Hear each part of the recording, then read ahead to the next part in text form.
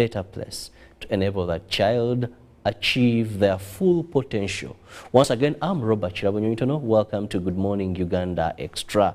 Now, in this extension of Good Morning Uganda, we want to look at the legal environment, its assessment for HIV and AIDS in Uganda and other vulnerable groups. We want to analyze how is the law affecting this special category of people, that is those living with HIV, AIDS and other vulnerabilities. We want to see, is the law favoring them or what needs to be amended, and of course the recommendations. And we want to base this discussion on this report that was recently released by the Uganda AIDS Commission. Now, this report has a lot of information regarding the legal environment assessment for HIV/AIDS in Uganda. There could be elements of discrimination, but that's what we are going to be finding out, and of course have recommendations. Now, joining me on set to discuss this is that is the head of advocacy and strategic litigation, UGANET, which is the Uganda Network on Law and Ethics and People with HIV/AIDS. That is Madam Immaculate Owomugisha. You're most welcome. Thank you so much. Thank you. We must say you could have been busy for some time, compiling, working here and there. Yes. And of course, every person seeks redress in the law. And therefore, we believe that the law should not be discriminatory in any nature. Yes. Because it's where we can all run to, seeking justice. Yes. Now, let's begin at that point, the current legal regime in terms of persons living with HIV/AIDS and other disabilities. What is your assessment? Thank you. And I'm happy this discussion is happening when we are celebrating the Day of a African Girl Child, because the African girl child falls into the category of those other vulnerable groups. Some living with HIV and others not living with HIV. So it is a discussion that now brings on table all categories of people. How is the law affecting all groups of people, ranging from girls, adolescent girls and young women, where the day we celebrate today is tackling that category of people, people living with HIV, people with disabilities, our sisters in the sex work movement and other and key vulnerable groups, including prisoners and other marginalized groups that we keep seeing in our community.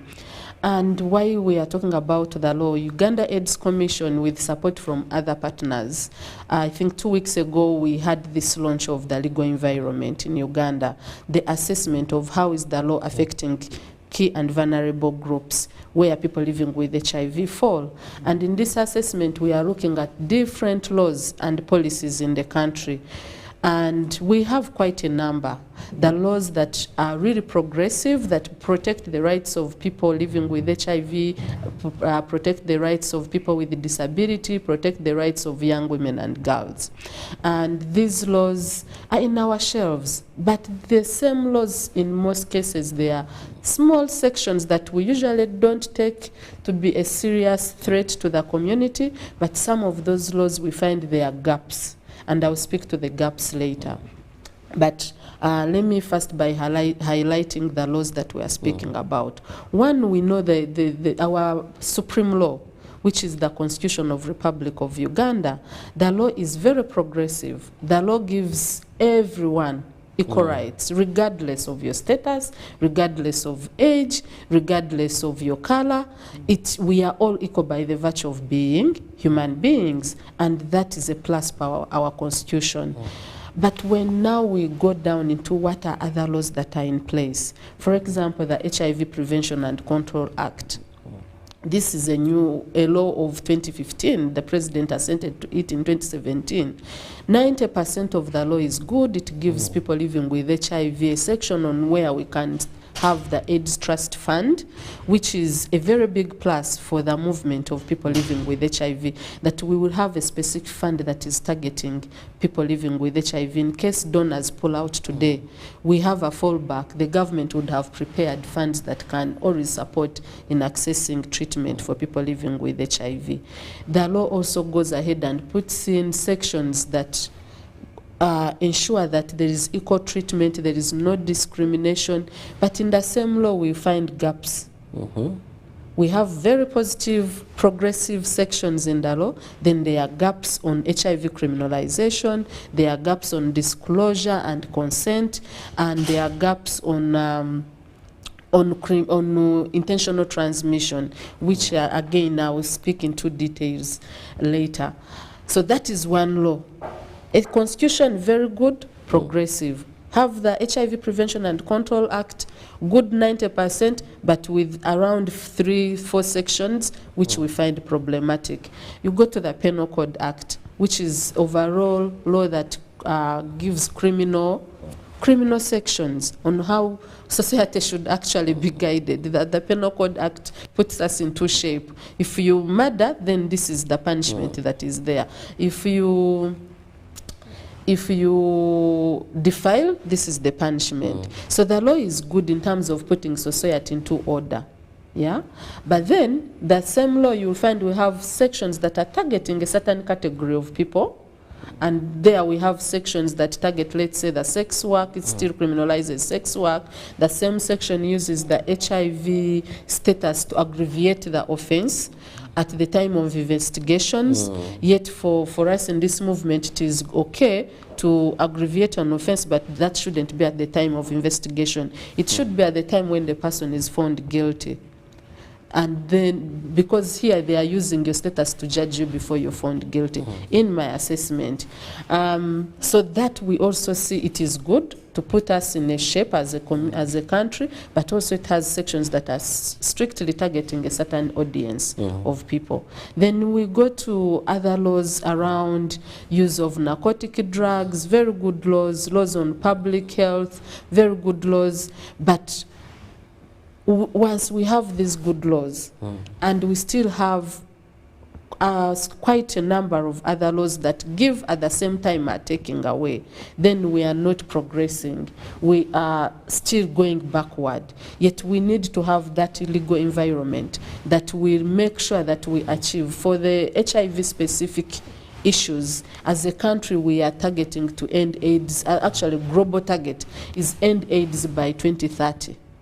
So if we are to end AIDS by 2030, if we still have the laws as they are, the HIV Prevention and Control Act, the Penal Code Act as it is, our feel and our belief is that these laws are not going to help us reach there, because we see them putting people into hiding. Okay, you've rightly mentioned about 2-3 laws. Now let's look at these gaps for people to better understand. Why do you critically, what is that content that you feel should be amended in, for example, the HIV Prevention Act? Let's look at these two to understand that particular section. When you say 90% is very okay, but this and that, what are those clauses? Okay, so that's strictly on the HIV Prevention and Control Act. What I need to tell the audience out there is actually this law is being challenged in the Constitutional Court. And last week on 7th, we were there for hearing. And in this Constitutional Court, since the law is already being challenged, there are things you can't discuss. Yes. But I will quickly highlight the sections that we find problematic without going into the details of what we've put on the court record. One, the HIV Prevention Act has Section 18(2)(e) is giving a medical worker a mandate to disclose someone's HIV status without consent. So if I visit the health facility today and I test positive, whether I'm ready to disclose or not, the law as it is now will the doctor will disclose, or the medical worker will disclose my status to any person they believe to be in close and continuous contact. So our question there is, how do you tell that the person is in close and continuous contact? And who is that person? It could be your mother, it could be your spouse, it could be your house help at home, it could be your workmate, because every day you're with your workmates. But at point when this medical worker is disclosing, have you prepared the person you're disclosing to, but also the person you are disclosing the status. Because what we've seen as well in the community, that disclosure is a process. You don't wake up and just say, I'm here to tell the world I'm HIV positive. We've seen examples. The examples of the Rubaramira Rurangas of today, when they disclosed and how they were received, is different in this era we are in. We had the case, the MC Katamba, when he disclosed, you could see the public outcry and how they received the news. Stigma went up. So even now, we say disclosure is good. To disclose is okay. It helps you to heal. It helps you to tell people near you to see how to support you. But let disclosure happen when the person you're disclosing to has been prepared. At the same time, the one you're disclosing status for has been given counseling, adequate counseling to make that informed decision, which we are still lacking in our different health facilities. That counseling, we don't have facilities or counselors who are there to make sure that the person is taken through the process of disclosure, of healing, of accepting the status that you're on. So that is one section, section 18 to E, that we find very problematic. Then the other section is section 43 and 41. That is talking about intentional transmission. That if the law, we find it not clear on intentional transmission, at what point do you tell that there is intentional transmission? Is it when you find that someone knows the HIV status? Because clearly now, let's say I know, or someone out there knows that I'm HIV positive. You see, that means that if I go into a relationship and probably have not disclosed, then there is an intentional transmission. You knew and you did not disclose. Yes, but our question to the other person. Yes. But our question is, should the mandate of disclosing be put on one person? It should be both, because if you are in a relationship, even if the duty of care is on both parties, you need to also take care of yourself and pose the question, let's go and do the HIV testing together. So the law is kind of not straight. But then secondly is the issue of science. HIV science now shows that if someone is on treatment, is adhering, and the viral load has been suppressed, then you cannot transmit HIV. Or there is minimal chances, very minimal, what we call U equals to U, undetectable equals to transmission. If the science is telling us that now, should the law be the place of where people are going to be targeted to control and prevent HIV? It should be, I think, a different place of creating awareness, telling people that please adhere, take your treatment, visit the medical worker when you need to, because if you are undetectable, then you cannot transmit. But now if the law remains as just have is to ensure now, your CD count, you maintain it, that is staying on treatment. Yes, but now the law, if it is saying that when you go to test, then the medical worker is going to disclose. If you don't disclose, someone is going to come to you and use your status to be arrested. Then we are telling people to go under hiding. We are saying don't go and seek treatment because I know someone is going to disclose my status when I'm not ready. Yeah. So those are questions that we are saying that they may take our gains back in what have we achieved. Then also science tells us that for you to detect which virus or viral load is in this other person's body, let's say transmission has happened, we do not have that kind of science that will tell that actually the virus in my body is the same virus in your body. That science is not yet there. As a country, we haven't reached there. So we are guiding the community and the public that intentional transmission, it happens, there are people out there, but it shouldn't be the place of the law to be cautioning people, because when the law is we are saying it is not going to enable us to achieve the target we've set as a country, which is ending AIDS by 2030. It is going to take people into hiding. Then the other section, the third section, or the fourth section that we are challenging is the section on HIV criminalization. Yes. This law gives specific, it criminalizes, it gives punishment when Intentional transmission has happened as it is. So what we are saying is that punishing the wrongdoers, the people out there, is okay. But let it keep in the mother law of criminal offences, which is now the Penal Code Act. We do not have to have the specific one in the for Act HIV. for only targeting people living with HIV. Let the law be for everyone out there, not only people living with HIV. So our act is that we have this good, but the bad is also there, and once the bad remains there, we are not going to achieve the public health goal of ending AIDS by 2030. So those are the specific laws that we find problematic in the HIV Prevention and Control Act, that we find that they need to change and repeal some of these sections that will hinder us. What I need to emphasize that as we celebrate this African Girl Child Day, is that the majority of young people we have now as a country, and the majority of girls, are born and have grown living with HIV. So we can't say we are celebrating when the law, someone never called it upon themselves, they were born with it, and now here is the law, they've reached the age of maturity, they want to engage in a relationship, but the law is targeting the same category. Are we really setting the ground of enabling everyone to grow in a legal, in an enabling environment where they openly enjoy their life as young people, as young girls born and living with HIV? When they go to access services, are the services given in the eco measures? So if the law is there, then people may fear to go and access services. And we've seen some of the cases, maybe I'll speak to the cases that we've handled, where we find the law has been applied wrongly. And later court finds out that actually the person did not commit the offense. But they have had their bad times of that.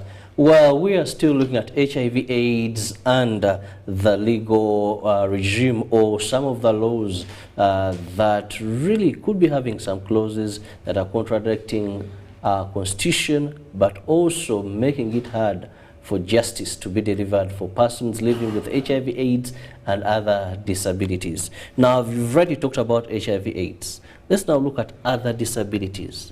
What laws in particular do you feel in this report that these should be, these particular clauses should have amendments to cause this change? For HIV criminalization is very clear, the HIV Prevention and Control Act is very clear. Those are specific for that. But then these other disabilities. Okay, so we have the law that protects the people with disabilities, and that which also speaks to the international conventions and international comments on the rights of people with disabilities. So what is supposed to happen is when the law have been passed at international level, the country is supposed to come and assent and own it and domesticate the laws. But right now we have the rights of people living with disability. The laws are very clear. The Constitution, which is the mother law, is clear. People are supposed to be equal. But now when, for people with disabilities specifically, our concern is on applicability of the laws and implementation. If we say that let there be RAMs, and the law is saying equal access of everyone, equal access is meaning if I enter this building, I should be able to access it to whichever level I'm going to. But we still see the country, we have buildings which are not accessible. Staircases, yet they should be having lifts. Lifts. Recently, I think because of the advocacy, the High Court here just had to change the way the buildings were modeled. Because remember, these were buildings of long ago. But one of the group of people, movement of people living with disability, challenged the court and said, no, you can't say you're the house of justice and we cannot access it. And that has to change. So implementation, when we go to health facilities, mothers with disabilities are supposed to have equal access to all services, maternity wards, the beds should be that's accessible for mothers with disabilities. But if we go in our health facility now, you wonder, where do people, more mothers with disability, give birth from? Very few have those beds which are disability friendly, but others don't have. And we have this across the country. So that remains a concern. The laws are very good protecting, but in terms of implementation and enforcement, we still have challenge there on people with disabilities. The other laws that we see are those that still criminalize sex work, for example. Sex work right now in our constitution is a criminal act, but we know people out there, our sisters are living on sex work, and we know they are with us. What we want is that let the act not be criminalized. Let's enable them to access services. Let's have an environment where they can also equally enjoy, because they are human beings. Immaculate, let me get you very clearly. Yes. Now we've been moving in the same boat from that is criminalization of HIV/AIDS. I'm with you. Mm-hmm. Right from the Prevention and Control Act, I'm with you. But now when we go to the element of sexual workers or ladies of the night, isn't this a crime? Yes, right now, like I emphasized, And our shouldn't laws, be still a crime? No, it shouldn't be a crime, because what have they done that is wrong? Don't they have customers? Isn't it? Aren't they among us? Aren't they human beings? Aren't they earning a living? Like how you come here and work and earn a living? So the question is, if people are in our community, if people are living with us, should we criminalize them and deny them access to services? It would be, in my own view, it is like murder. You're telling a person because you're of a certain character, of a certain act, you shouldn't freely access, let's say, health service. I agree that what could be morally wrong can be legally right. Yeah. And we know that all laws have a purpose for why they are put in place. Don't you see any purpose for why criminalization of prostitution or sex workers in this country could be put in place? Because legally one would say, like you've said, who have they wronged? They have not broken in anyone's shop. They have not grabbed anyone's property. They have not kidnapped. They have done totally nothing apart from using what is on their bodies to make money. And they are consenting adults. They are adults. They make their own decision. No, you know, I've not harmed anyone. Whatever I'm doing it because it's me and I know what I'm doing. I'm above 18. If it is an issue of someone is of underage, then the law should come and take place. But if it is two consenting adults, you found me there, you've liked me and you've said, come, we go, and I pay you, why should it be a concern of us out there? Good, my pastor is not watching. Well, we'll be going for a short break. When we return, we'll be discussing more regarding that is the legal environment assessment for HIV/AIDS and other disabilities. How is the law unfriendly? How does it infringe on the rights of these groups of people? We'll return shortly.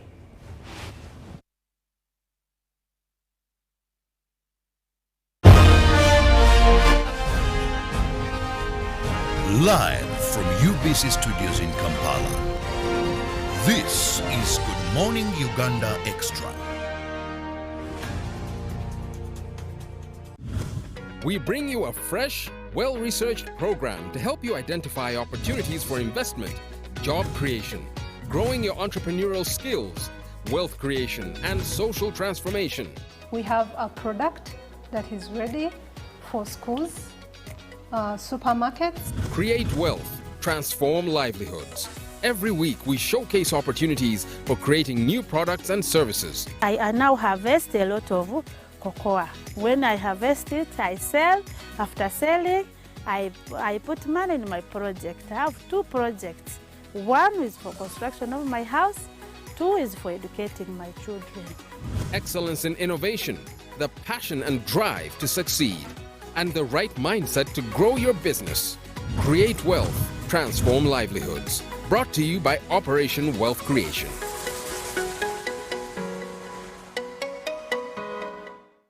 The Tales of Kasozi, brought to you by Uganda Communications Commission. Hello, this is Kasozi. How can I help you? Congratulations.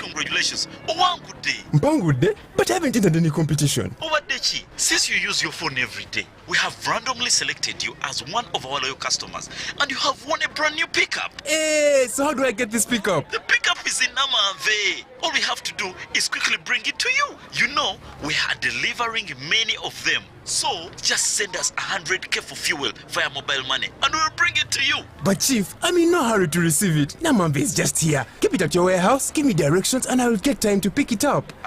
Vaonawe, if you don't have money, just say. Tonfera, never send money to strangers. Winners of competitions are contacted through official channels and are never asked to pay for anything. Stay tuned for what Kasozi does next. Tonfera, refrain from unnecessary engagements with strangers over the phone. This message is powered by UCC, MTN, Airtel, Bank of Uganda, and NPSP Association. The Ministry of Finance, Planning and Economic Development, Uganda Revenue Authority and partners invite you to the Post-Budget Breakfast Conference to take place on 20th June 2022 at Hotel Africana, Kampala from 8 a.m. to 1 p.m. We shall thereafter hold other regional engagements on 20th June 2022 in Mbarara, Fort Portal, Gulu, Arua and Tororo. This year's theme, full monetization of Uganda's economy through commercial agriculture, industrialization, market access and digital transformation. Join us live on NBS TV and all social media platforms. Hashtag Know Your Budget 22. Uganda Revenue Authority, developing Uganda. Live from UBC Studios in Kampala, this is Good Morning Uganda Extra.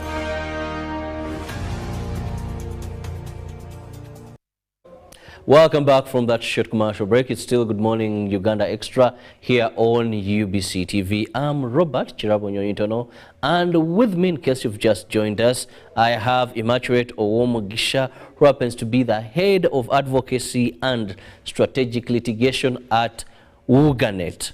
Now, today we are trying to analyze what is a legal regime regarding persons living with HIV/AIDS and other disabilities. Now, let's look at the recommendations a way forward. These are laws already in place, assented to, we have practiced them for a long time. What should be the way forward? Even one would think that, by the way, when these laws were being passed, where were you people? To the level of being assented to, then now you're coming and say, but this is good, but there's this clause. Yes, so what do we want? First of all, let me answer that question of where were we? We actually engaged. Like, for example, the HIV Prevention and Control Act, right from the time when it was a bill. That was in 2015. I don't know which parliament was it. Is it the 9th parliament, the 8th parliament? I don't know. But we engaged members of parliament. But like we were discussing previously, is that our society, most times we want to hide under morality to show that we are more moral than others. So even our members of parliament there, they come from the same society where we say, oh, we live upright, we are a Christian country. So when you're engaging, the moral and the voices of the voters out there somehow overshadow the true picture. So we engage